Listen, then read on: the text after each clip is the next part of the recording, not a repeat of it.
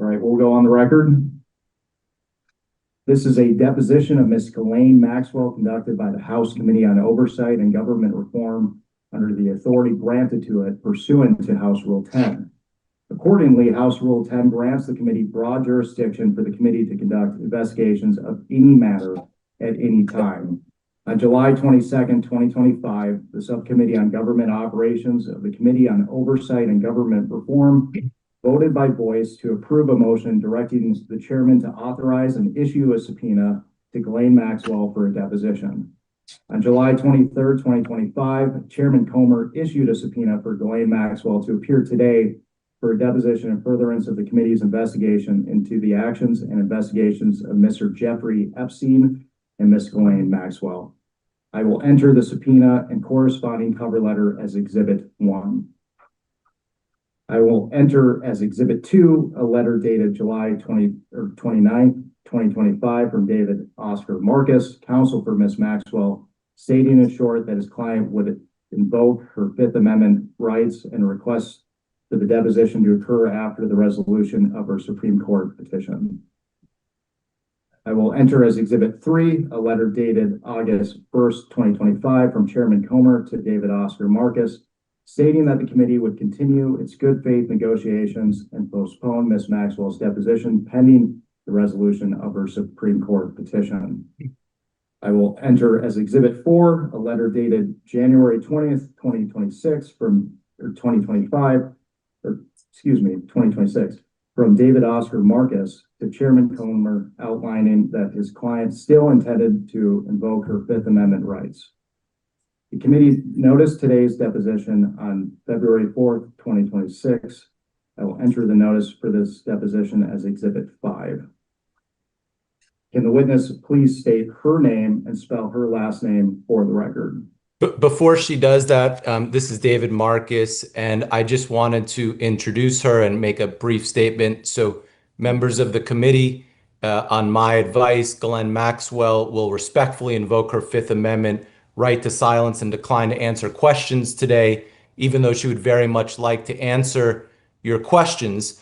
She must remain silent because Ms. Maxwell has a habeas petition currently pending that demonstrates her conviction rests on a fundamentally unfair trial. For example, jurors lied during voir dire to secure seats on the jury, and the government promised immunity and then broke that promise. Newly discovered documents now demonstrate these facts conclusively. If this committee and the American public truly want to hear the unfiltered truth about what happened, there is a straightforward path. Ms. Maxwell is prepared to speak fully and honestly if granted clemency by President Trump. Only she can provide a complete account, and some may not like what they hear, but the truth matters. For example, both President Trump and President Clinton are innocent of any wrongdoing. Ms. Maxwell alone can explain why, and the public is entitled to hear that explanation. Thank you, members of the committee, for having us today. Ms. Maxwell can now proceed to answer her questions with the Fifth Amendment. Thank you. And the witness please state her name and spell her last name for the record. Ghislaine Noel Marion Maxwell, Maxwell. Thank you. My name is Jack Emmer, and I am the Chief Counsel for Investigations for Chairman Comer.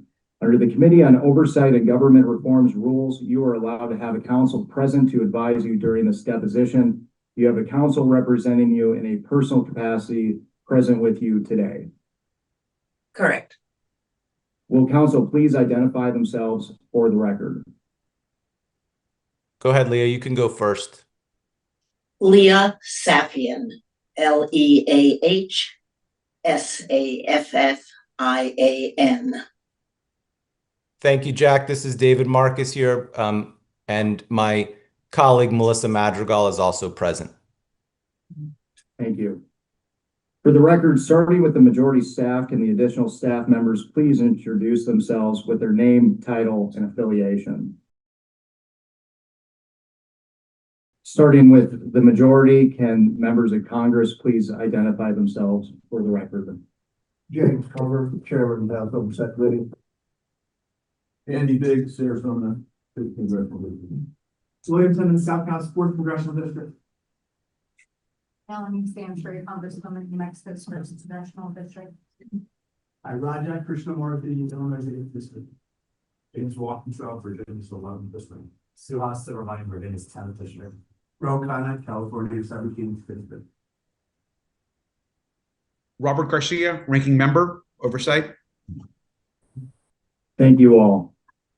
Ms. Maxwell, before we begin, I would like to go over the ground rules for this deposition. The questioning will proceed in rounds. The majority will ask questions for an hour, and then the minority will have an opportunity to ask questions for an hour if they choose. To the extent members have questions for the witness, they will be propounded during their side's respective rounds. The clock will stop if you need to confer with counsel, your counsel is speaking, and when members or staff are speaking during the opposing side's rounds of questions. We will alternate back and forth until there are no more questions. Do you understand? I do. There is a court reporter taking down everything I say and everything you say to make a written record for the interview. For the record to be clear, please wait until the staffer questioning you finishes each question before you begin your answer, and the staffer will wait until you finish your response before proceeding to the next question. Further, to ensure the court reporter can properly record this deposition, please speak clearly, concisely, and slowly. Also, the court reporter cannot record nonverbal answers such as nodding or shaking your head. So it is important that you answer each question with an audible verbal answer. Do you understand? I do. We had a member just join. Can they identify themselves for the record? Thank you. Exhibits may be entered into the record. Majority exhibits will be identified numerically. Minority exhibits will be identified alphabetically. Do you understand? I do. We want you to answer our questions in the most complete and truthful manner possible, so we will take our time. If you have any questions or do not fully understand the question, please let us know. We will attempt to clarify, add context to, or rephrase our questions.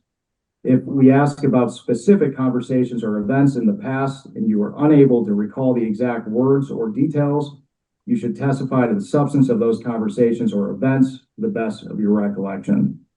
If you recall only a part of a conversation or event, you should give us your best recollection of those events or parts of conversations that you do recall. Do you understand? I do. You are required by law to answer questions from Congress truthfully. This also applies to questions posed by congressional staff in this deposition. Do you understand? I do. If at any time you knowingly make false statements, you could be subject to criminal prosecution, including but not limited to perjury. Do you understand? I do. This includes both knowingly providing false testimony, but also stating that you do not recall or remember something when in fact you do. Do you understand? I do. Furthermore, you cannot tell half-truths or exclude information necessary to make statements accurate.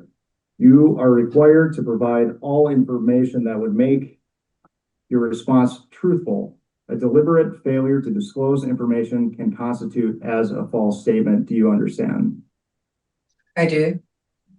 Is there any reason you are unable to provide truthful testimony in today's interview? Well, as you know, she's going to take the Fifth Amendment. So that's our caveat to that question. Please note that if you wish to assert a privilege or any statement today, that assertion must comply with the rules of the Committee on Oversight and Government Reform. Pursuant to that, Committee Rule 16C1 states, for the chair to consider assertions of privilege over testimony or statements, witnesses or entities must clearly state the specific privilege being asserted and the reason for the assertion on or before the scheduled date of testimony or appearance. For the purposes of the deposition, objections must be stated concisely and in a non-argumentative and non-suggestive manner. If the witness refuses to answer a question to preserve a privilege, the committee may seek a ruling from the chair. If the chair overrules any such objection, the witness shall be ordered to answer. If the witness continues to refuse to answer a question despite being ordered to do so, the witness may be subject to sanction. Do you understand? I do. Ordinarily, we take a 5-minute break at the end of each hour of questioning, but if you need a longer break or a break before that, please let us know and we will be happy to accommodate. However, to the extent that there is a pending question, we would ask that you finish answering the question before we take the break. Do you understand? I do. Finally, I will note for everyone here today that the contents of what we discuss in the deposition today is confidential under the House deposition regulation. Under the rules, the chairman and ranking member, minority member shall consult before any release of testimony or transcripts, including portions thereof. This means it is a violation of House committee rules to disclose the contents of the deposition prior to its official release. For this reason, the marked exhibits that we will use today will remain with the court reporter so that they can go into the official transcript, and any copies of those exhibits will be kept at the table or returned to us when we wrap up. Can the reporter please swear in the witness?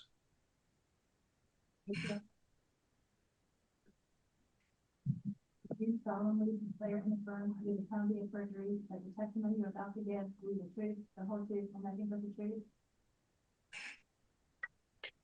Madam Court Reporter, we could not hear you well, and I'm sure Ms. Maxwell could not hear you. I don't know if there's a way to give the court reporter a mic so that, thank you very much. Raise your right hand, please. Do you solemnly declare and affirm under the penalty of perjury that the testimony you're about to give will be the truth, the whole truth, and nothing but the truth? I do. Thank you.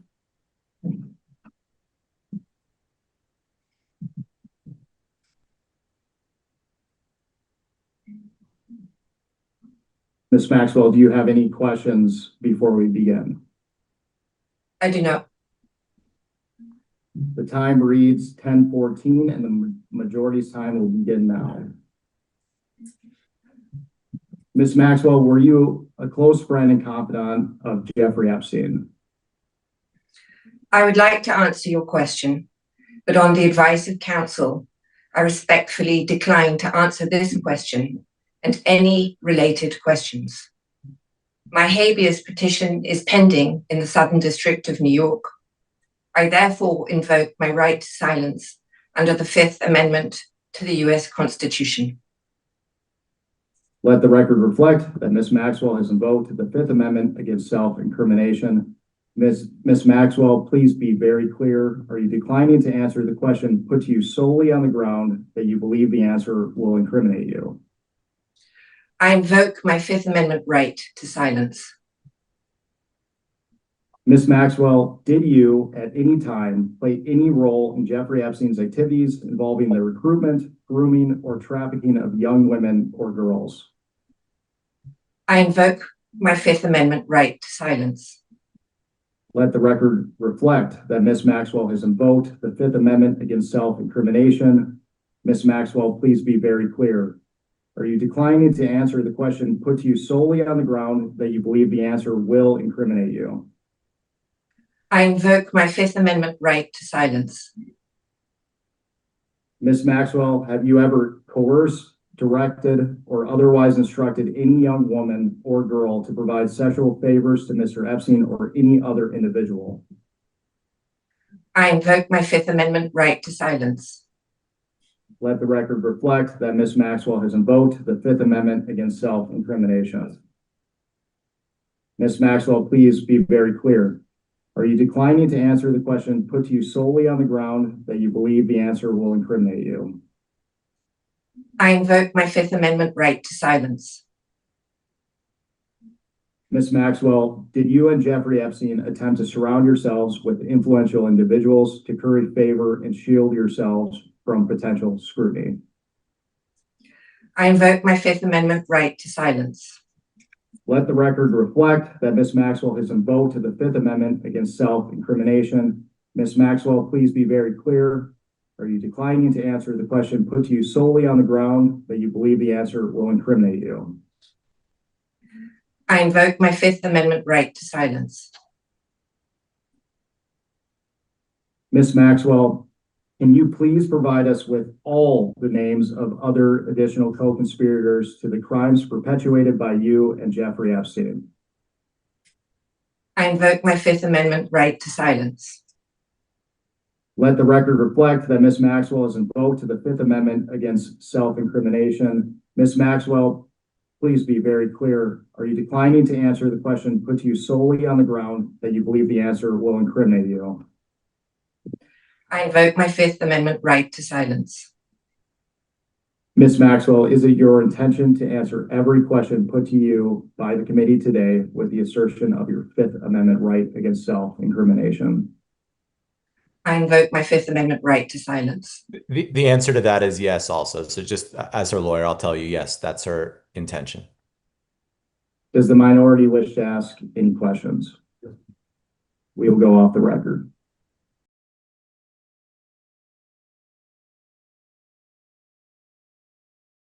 We can go back on the record. Good morning, Ms. Maxwell. My name is Good John. morning. Good morning. My name is.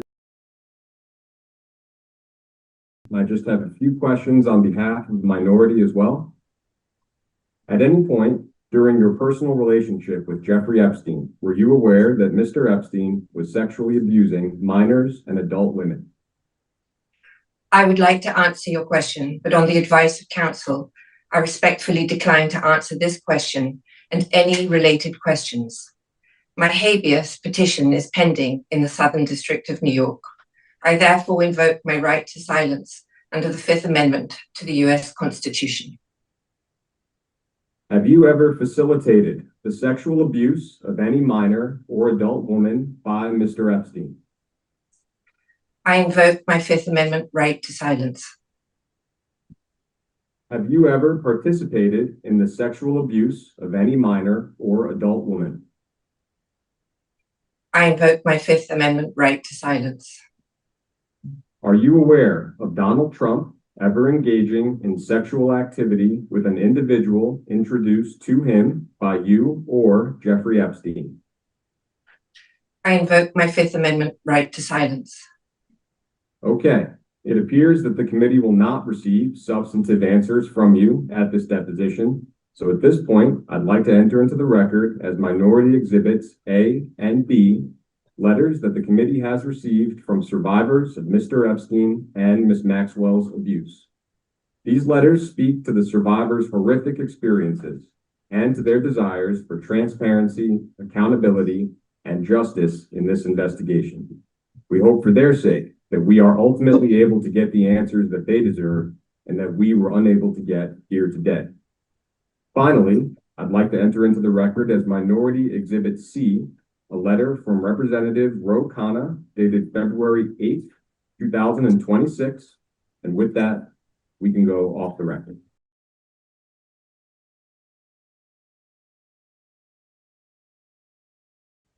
We'll go back on the record.